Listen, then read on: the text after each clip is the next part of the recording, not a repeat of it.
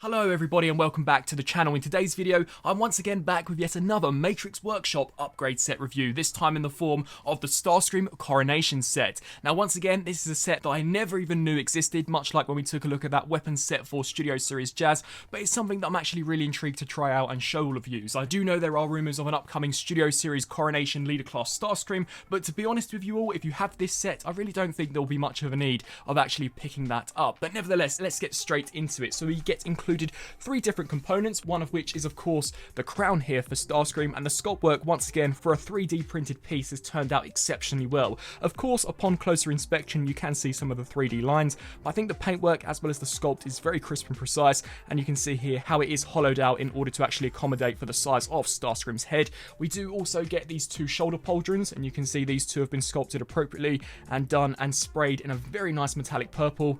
You can see some nice sculpt work here at the front as well as on the top and the sides. It would have been awesome if they could have found some way of actually packing in a cape, but I guess these accessories here more than do the trick. So to actually install these, you are going to want to remove the null rays, and something which is worth noting is that I do believe you can also use this for the Siege Voyager Starscream. I'm merely using the Earthrise version, as to me it's a little more accurate from that coronation scene.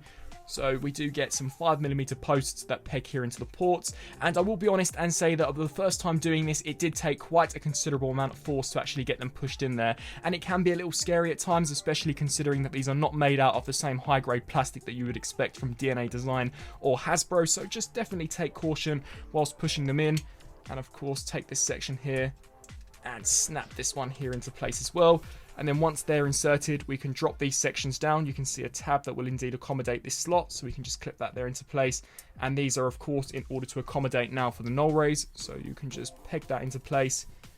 And of course repeat the same process. And here for the crown, you're going to want to ensure that the longer tip is facing the front. You can see how we have a very boxed off section here, which is in order to accommodate Starscream's forehead, and this simply does just slot and slide there over the top. And here we have the Matrix Workshop Coronation Starscream upgrade kit fully installed, and from a front perspective I think it looks awesome. I do think the crown may be a little too big, but of course Starstream is a show off, so I guess he would have a much larger crown than what we would be used to, but you can see some very nice looking sculpt work there at the top. It's not a loose fit at all, it fits on there really nice and snug, which is super cool. And the shoulder pauldrons too also look wicked, and I do like how we can also insert the null rays. I was very surprised to see that the articulation is not compromised at all, so you still do get a full range of motion there. And of course you can detach the null rays if you were so inclined in order to create a little bit of a cleaner look, but if you were going for accuracy, of course you would want them attached. And just to give you one last look here at how those shoulders look, I think they're really cool.